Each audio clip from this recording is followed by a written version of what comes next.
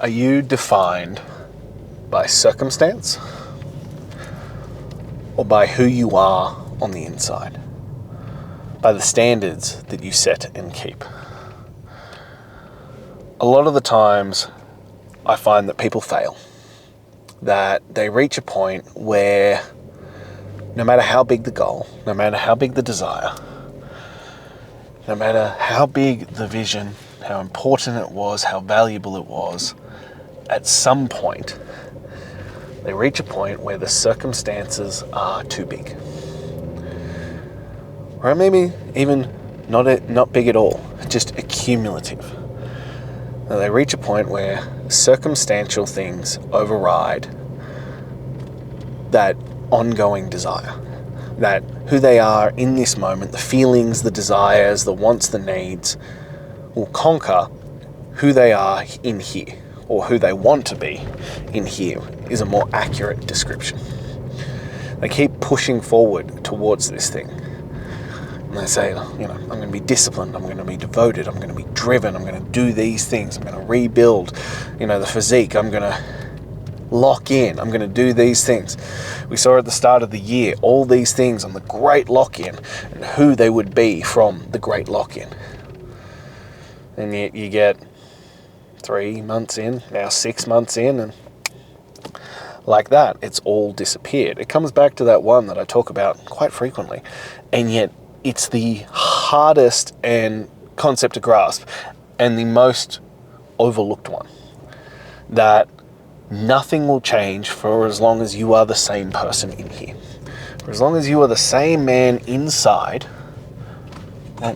you're doomed to repeat history over and over and over again. And if you aren't happy with where you are, repeat your failures over and over and over again. Because nothing can change for as long as you are still this man. Because, as I said, the circumstantial moments will arise.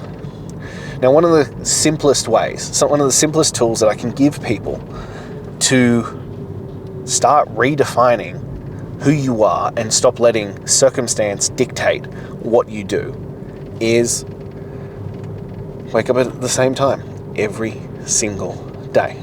No matter what circumstances are thrown at you, you get up at the same time. Now, I can hear the snowflakes already because I got one a few videos ago in the comments and they're like, no, rest is important and it matters and it trumps everything else. Rest is important. As I've discussed before, nobody overtrains, people can undertrain. Under-recover. And rest, sleep, recovery, these things are part of it. But in a snapshot, unless you are doing these things every single day, like running on limited sleep, those times when shit goes to hell in a handbasket, you're better off following through on who you are and the deadlines and the commitments that you set than trying to rest and recover. I had one of these moments the other week where I've shared before, but for whatever reason I go through batches of insomnia.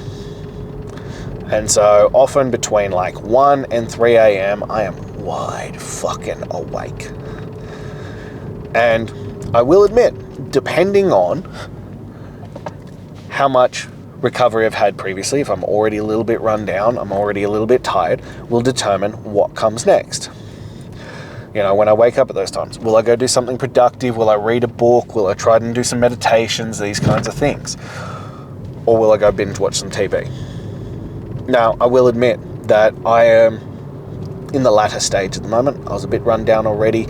I was feeling a little bit scratchy in the throat. My son got sick. I felt it was coming my way. So when I got struck with this insomnia, what'd I do? I went to binge watch some TV. Didn't have that extra mental willpower to push through. I didn't have that extra level, which I'm disappointed in, to be honest.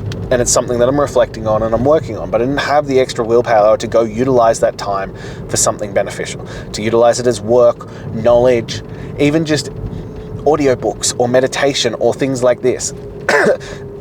Things that would benefit me rather than just straight up binge watching. But nonetheless, that's what happened. Eventually it calmed down, and I went back to bed and went back to sleep. Now, my alarm goes off at 5 a.m. Actually, 5 to 5, because 3 days a week I have calls with America, and that's what time they are. So I have to be up, and I have to be on the call by 5 a.m. So in these moments, I had an opportunity. I probably didn't have to get up till 6:30 to be at work on time. So I could, change my alarm, delay it for an hour and a half, pick up that extra sleep. Or I could continue to be a man of my word.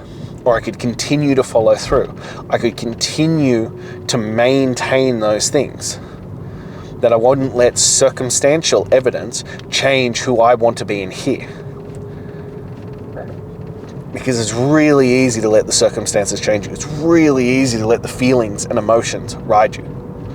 And we discuss this all the time, especially when it comes to working out, when it comes to discipline, when it comes to dedication. It's part of why I and my training involved is every single day. Why? Because feelings are fickle bitches. Sleep, stress, these kinds of things. It becomes really easy to put those skills, those things that are earned, like discipline, on the back burner. And to convince yourself of the fact that, hey, I'll just give it a day. And it becomes 2 days, it becomes 3 days. And suddenly you've built a new habit of not doing the shit. It's always my argument of why people struggle. They can do it Monday's really hard, Tuesday they get a little bit of momentum, Wednesday's pretty good because you're getting over that hump, Thursday you're looking towards the weekend, Friday, well shit, you started throwing it in. Oh fuck it, I'll just start again on Monday. And Friday, Saturday, Sunday go to shit. I've seen it for my entire career. This is how people throw shit around. And look, is it better than nothing? Absolutely it's fucking better than nothing. Is it you playing out your best life? Is it you living optimally? Fuck no, is the answer. Fuck no. Could you do better? Yes. Should you do better? Yes. Does it actually make it easier making it every single day? Yeah. That's why I like zero choice mentality, because it removes all the thought process out of the situation. You don't have to worry about it. You don't have to question it. You just go, I woke up this morning, therefore these things are getting done. It's actually the lazy man's way to discipline, because you don't have to argue with your feelings and emotions. You don't have to have that question of circumstantial versus who you want to be on the inside. Remember, when you don't change who you are internally, how you view yourself, how that your subconscious prepares you for it, nothing will change. It's why people stay broke. It's why they stay in bad relationships. It's why they don't get the job. It's why they don't get in shape. It's why they don't launch the business. All these kinds of things. Why they fail over and over and over again. Because how they view themselves up here and what they expect from the world stays the same. It's the definition of insanity, expecting a different outcome, repeating the same things over and over and over again. You are not going to change long term while you keep the same mindset, while you still view the world in the same way. You're just going to repeat it ad nauseum. It's why I believe, I could be wrong on the stats, so we'll lower them down. I think it is 99%, but let's say it's 95%. But 95% of weight loss is regained within 5 years. Think about that. Think about that. Think about how fucking wild that is, considering how big the fitness industry is, how much money is in the fitness industry. It's a multi-billion dollar a year industry in each country, not like globally, like in each country. There is billions of dollars being thrown around every year, and within 5 years, most people will go back to where they were. It's why you have to fundamentally change how you view your exercise, your nutrition, how you show up, who you are internally. Because I know when I fuck up, I know when I miss, it irks me. It eats away at me, because there's that part of me that goes, that's not who you are. You just broke something on who you are. So on the rare occasion that it happens, I get caught by my own subconscious programming. Now, that didn't happen overnight, and it still has to be rebuilt. I feel that call to the comfortability. I feel that call to the ease. You know, I allow certain amount of days off for free reign, for eating whatever you want, as long as it's pre-planned ahead of time. Now, around December, a lot of those days get utilized. Why? Because it's my birthday, because it's Christmas. That's a celebratory time for us. I'm not working in my gym as much. There's a lot more opportunity for it. Mine and my wife's wedding anniversary is in that time frame. So we eat out a lot. And during that time, do I feel the call to sink back and go, yeah, this is just normal. This is who I am. These are the things that I do.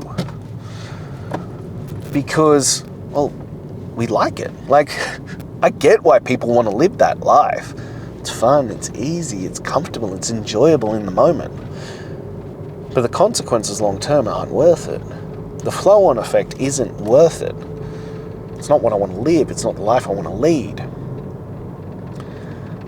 But during that time, I can feel that rewriting of those programming, because it's much easier to rewrite a easy, comfortable, sedation version of that programming versus digging in deep and pursuing a harder, sacrificing, delayed gratification version. In a world full of easy dopamine chasing, like click of a button, easy, like that, like a crack monkey, you can have it all, versus putting in work that's going to kick it down the line 126 days or more. Like, I get the call to it. But we're here to play a bigger game. We're here to do something more important than, feed the crack monkey in our brain. We're here to do things that matter. And that's why you have to rewire who you are. You have to change how you view the situation and not be run by circumstances and feelings and emotions and what's right in front of you, and driven by the internal desire to show up as the greatest version of you, to do the things that matter, not because they're easy, but because they're worthwhile, because they'll fulfill you and help you grow and develop and build satisfaction and fulfillment in a life. The reason why so few men these days pursue these things is because it's hard, because it's uncomfortable, and we've reached a point in society where it's actually acceptable to do the opposite. We've spoken about it before, the whole dad bod movement is that whole concept to normalize and trivialize the pursuit of fitness and health. It's one I spoke about the other day, and I'm not going to go into it again, but health and fitness should be a non-negotiable. We can argue semantics on the levels of it, and I'm okay with that. But the baseline of not being fat, not being overweight, not being obese, exercising daily or at least frequently, and eating good food more often than not should be a non-negotiable. These are the things we should begin with. These are the things that we should build from. And this is how you start demanding greatness, that you stop letting circumstances dictate how you're going to show up, and determine how you're going to show up by who you are internally. This is how you change your life.